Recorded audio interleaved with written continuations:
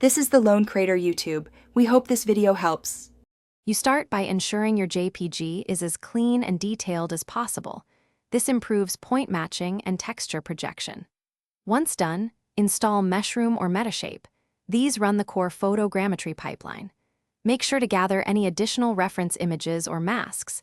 They help the solver and reduce noise. If you only have a single image, prepare a depth estimate using my.s or a neural depth tool to bootstrap a mesh. Now import images and set project coordinates so scale and orientation stay consistent. Next, you execute the reconstruction steps. Feature extraction, matching, and structure from motion to produce a sparse point cloud. Once you have that, trigger dense cloud generation. This fills gaps and increases surface detail. After dense reconstruction, run surface reconstruction to convert points into a mesh, then generate UVs and bake textures from the original JPG. Make sure to decimate or retopologize to your target poly count so the OBJ is manageable. And confirm normals and UV seams are clean before Finally, export the mesh as an OBJ with its MTL and texture files.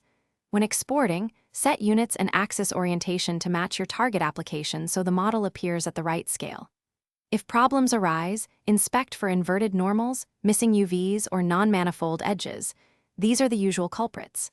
As a quick fix, import into Blender, recalculate normals, remove duplicate vertices, fill holes, and rebake the texture. If baking fails, lower texture resolution or remap UV islands and try again.